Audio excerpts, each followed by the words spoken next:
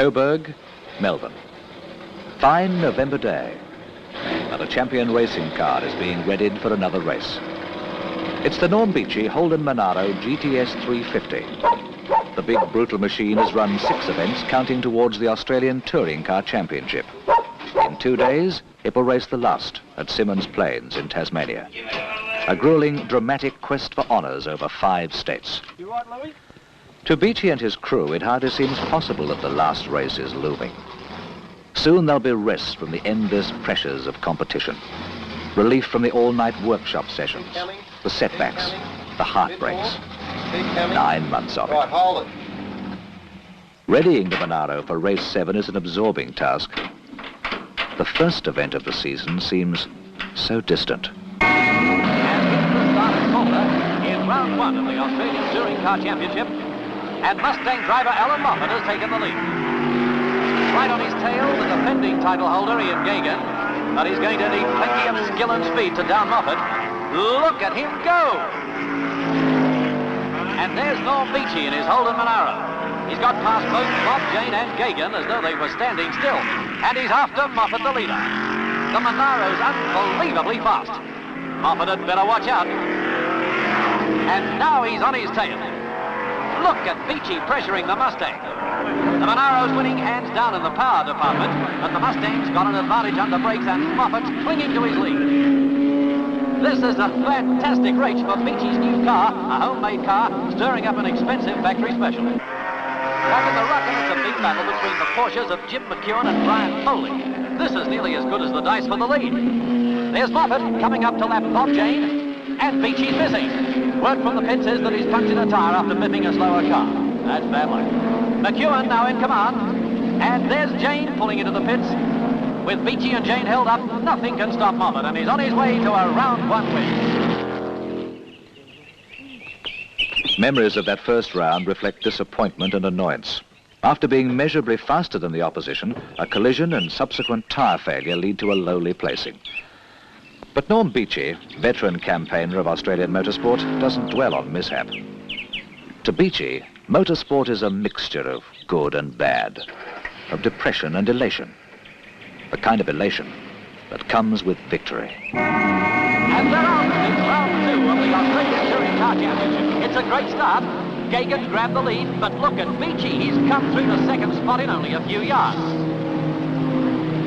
There they go, up the hill, and Beechey's gone through to the lead. He's got a tremendous power advantage over the other cars. Gagan is second, then Moffat, then Jane. Up on the top of the mountain now. Still the same order, Beechey, Gagan, Moffat, and Jane. Down through the S's, and Beechey still in command. Monaro's sounding glorious, and there they are.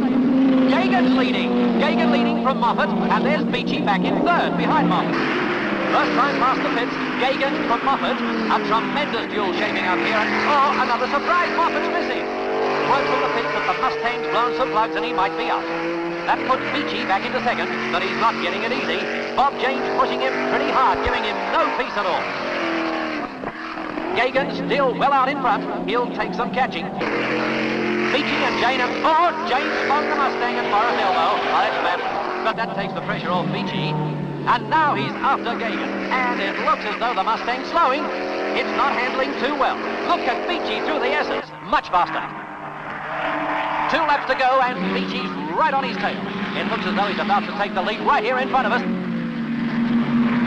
Yes, there he goes. Norm Beechey's taken the lead, and Gagan's definitely slowing. Beechey's got it sewn up. Here they are at the S's. Look at the march of Beechey's going away to win easily. Last time in the Murrays, and here comes Beechey to get the checkered flag. A tremendous win for Norm Beechey. Well, if he can keep that up, he'll inject some real life into the championship. Great driver, great car, good preparation. That's the sort of combination you need to win top motor races.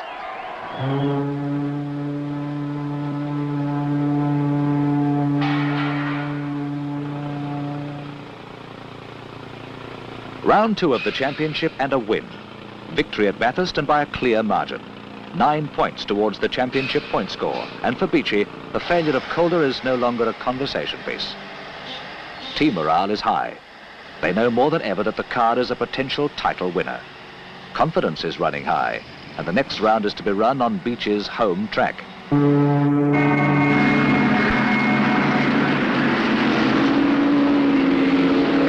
doubt about who won the jump.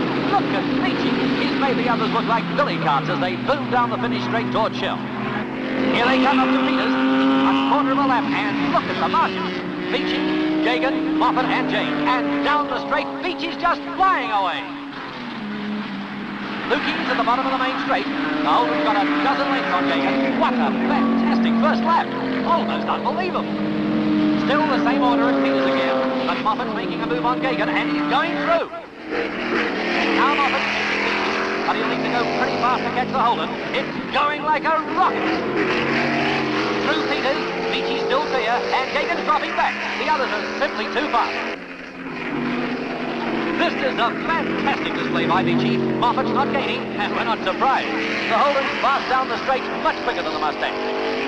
There's the margin at Lukey's. Moffat's still relying on his brakes to make up lost ground, but when he grabs back, Beechey steals again under par.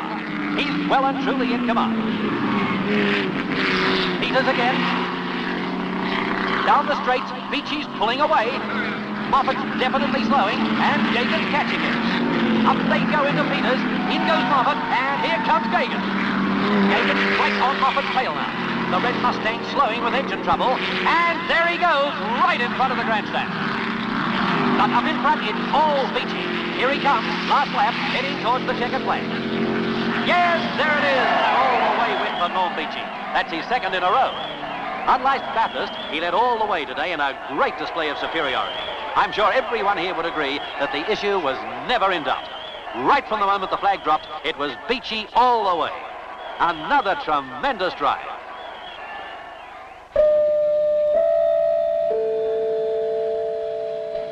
Ansett Airlines of Australia announcing the departure of Flight 117 to Launceston. Would passengers please board their aircraft through Gate 2? Sandown Park, and the second win in a row. Another demonstration of superiority. Beechey is now a clear point score leader after 3 races. His cheerful manner reflects his confidence. Stormin Norman, as his fans call him, is entertaining thoughts that he might well storm through to season's honours. There are still 4 races to go. Still more disappointments to come.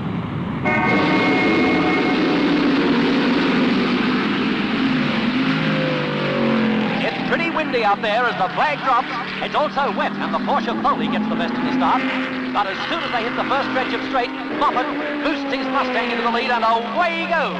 He's got rain tyres aboard, and while the track's wet, he's getting plenty of traction, while his dry-tyred rivals are in trouble. But if that rain goes, the tables will be turned, and he'll be in difficulty. There's Beechey. He's moving past Foley into second. But Moffat's going to take some chances. While the track's wet, Beechey's got little hope of getting to the Mustang. But the clouds look as though they might be rolling away. Oh, there's a shot. Gagan's come through past Beechey to pressure Moffat. The track's dry, and Moffat's wet tyres are overheating. Gagan's got him. There he goes, through into first. There's a brilliant tyre decision for you. It worked out just right. He gambled that the rain would disappear, and it worked. And there's Moffat. He's out. Some sort of mechanical trouble. That's bad luck after a great drive. We've just heard that Beechey had a slipping clutch, which is most likely why Gagan got past him. Here he is, trying hard to peg back the gap, but Gagan's not going to give this one up without a fight. He's got the wing turned up full, and he's going like a rocket. Here's the last lap, and victory to the defending title holder, Ian Gagan. Whoa, what tremendous tactics. Well and truly deserved this victory. Bad luck for Beechey and Moffat. Beechey won't forget the dramas of Manillar in a hurry. Rain, leading to a wet, greasy track and conditions that spell danger. The defending title holder Ian Gagan deserved his win, and Beechey doesn't begrudge him his 9 points. But the second earned him 6, enough to maintain his point score lead. Wonder what would have happened had the track been dry for the entire race. Like at Warwick Farm. They get the jump, and the little Porsche McCunes has stolen a march on the big iron, and he's into the lead. They're right on his hammer as they stream towards paddock. And look at this. There's a crash coming up.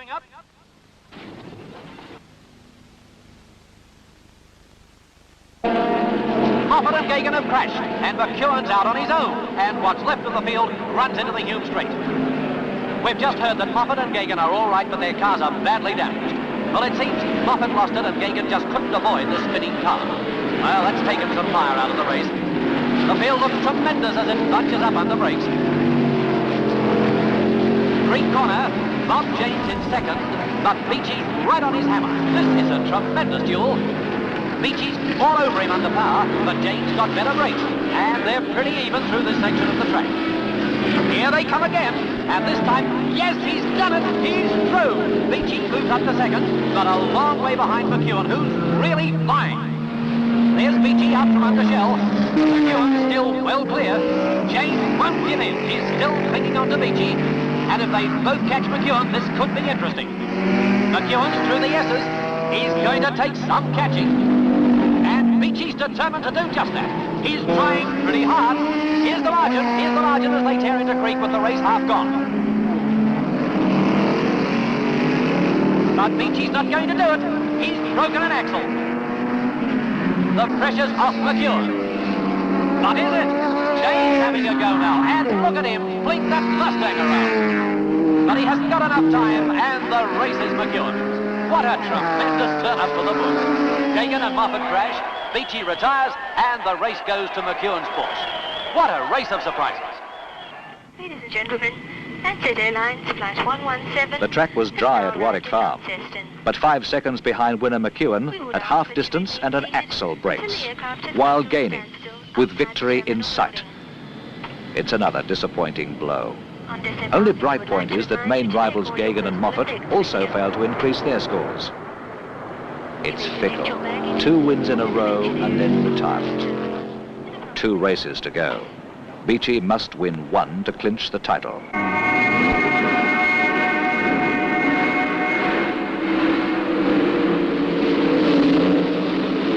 Now, it's Gagan who gets the break as they race. Oh, here's trouble!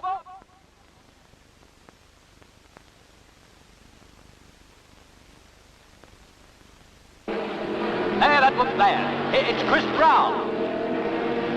Chris Brown, and we'll let you know as soon as possible if he's okay. Meantime, Gagan still holds down the lead, but Beechey's right on his tail. Moffat in third, then McEwen.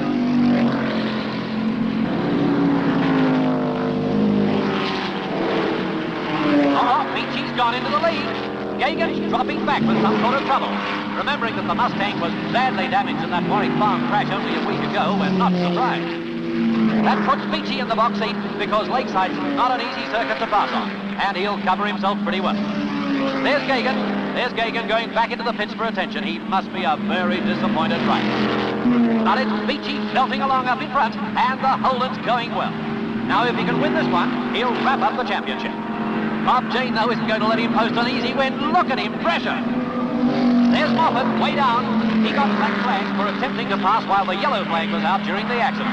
It's a pity, because Moffat was very quick in practice, and he would have pushed Beechey very hard. James going very hard, but he's losing a bit of ground. Beechey definitely in full command. Moffat again, way down. Beechey's going to win this one well. No one's going to get near to him. The car's performing. Last lap. And Beechey and his car are rushing to victory, well in front. 3rd win of the season. When they cross the line, the championship is virtually theirs. It's a moment Beechey will never forget.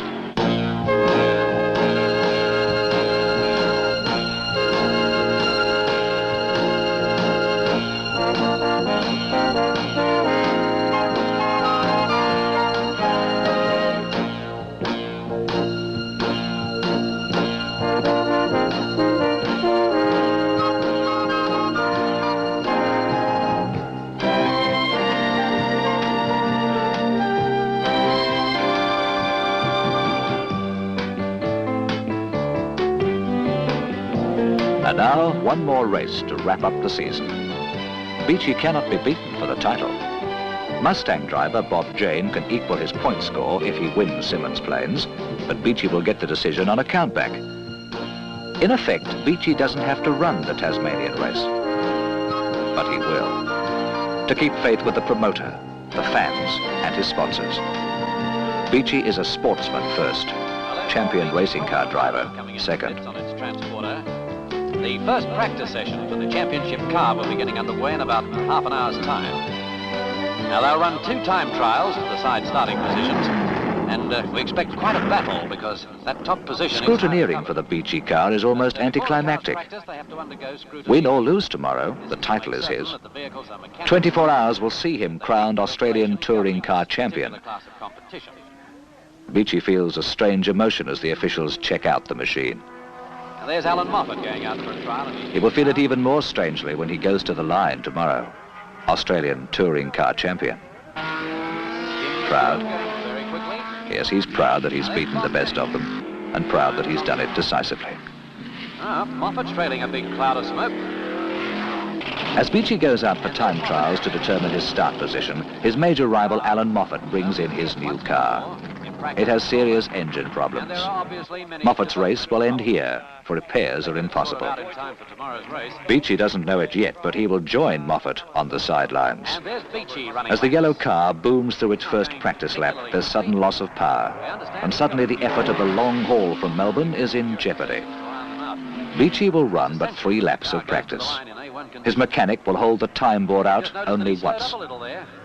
The expense of shipping the car, airfares, accommodation, all for 3 laps. Oh, Lou, just have a bit of a look at those. Oh, that one looks as though it's going the same way, doesn't it? Yeah, well, I reckon we've got a bit of a problem there, Lou, really. Another all-night workshop session looms. The engine will have to be pulled down to find out the trouble. It has to be in the top end. Could try a rebuild, but I don't know if we've got enough bits. I'll make a bloke mad. Last race of the season and we look like being a non-starter. Louis, what do you think of the program? Well, I think this roller has to be replaced, no? The decision finally has to be made. Beechey cannot risk damaging the complex and expensive machine. He is too old a hand to throw away thousands of dollars. No, not really. He will not start. But he will another day, for another valuable developmental lesson has been learnt. Yeah, well, you're out of the way, Norm. It's bad luck for you, I know, but that leaves one less for us to beat. Here's the start, and McEwen's got the jump again. Fastest qualifier, Bob James, sliding all over the place. Yes, it's McEwen in the Porsche who's going to be first into the hairpin, and he'll take some catching in the rain. Thompson second, then Jane, who lost a lot of ground with his trouble off the line. And down the back straight they go. Look at the spray. It'll be interesting to see whether the big cars can take him back. It's Warwick Farm all over again. Into the S's near the pits, and Thompson's trying hard, but he can't get to the flying McEwen. And here comes Jane. He's really flying. But I don't think they're going to do it. The Porsche is home in the wet. And if the rain keeps up, the race is his.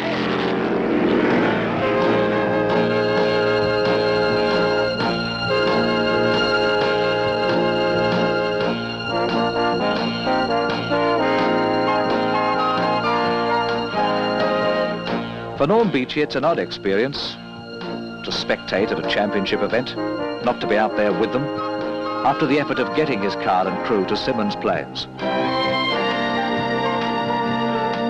Well, quite frankly, Louis, that wraps it up for the year, you know. We can't start, so that's it, you know.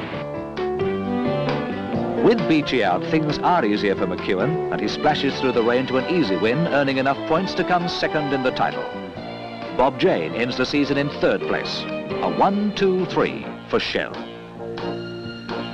For Norm Beechey, Symonds Plains is a mixture of emotions. Disappointment at mechanical failure. Elation at congratulating a teammate. It's a simple display of sportsmanship worthy of a champion. Australian touring car champion.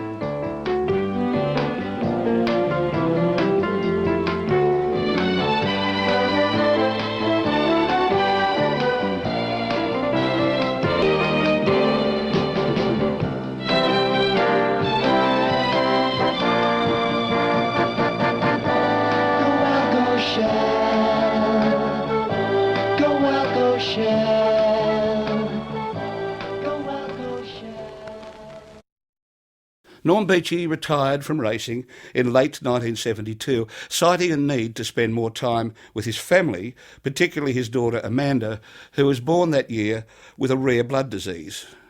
He is also finding it harder to be a part-time racer and a very successful businessman, employing around 80 people in a Chrysler dealership, a used truck yard, a truck wrecking business and 3 speed shops. There was also a developing property investment business which continues today. In 17 years, this man, worshipped by race fans in a way not equalled until Brock took the limelight Beechey had vacated, had raced 27 different cars, including a standard Vanguard in the 1960 Armstrong 500 at Phillip Island, the ancestor of today's great race, a Renault Gordini in the 1961 Armstrong, and in 1962 a Citroën ID19. There was later a full house factory Hillman Imp. His only Bathurst great race appearances were in 1970 in a Valiant Pacer and in 1971 in an E38 Valiant Charger. Then, years later, he discovered his Chev Impala, and after some uncertainty bought it and restored it to its race-era glory. He uses it today to drive in semi-serious events like the annual Grand Prix Rally. In 1991, some dude walked up to Norm and said, "Hey, you're Norm Beechey, aren't you? I used to watch you race that big Yank tank.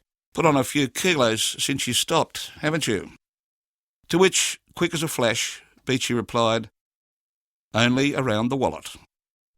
He was always his own man, steely-minded, sure of where he was headed, a man who today recalls not the glamour and the glory, but the sheer hard work that went into developing cars that his rivals had to copy. Thus it was that 1970 brought his greatest satisfaction when he was first to win the cherished ATCC in an Australian-built V8.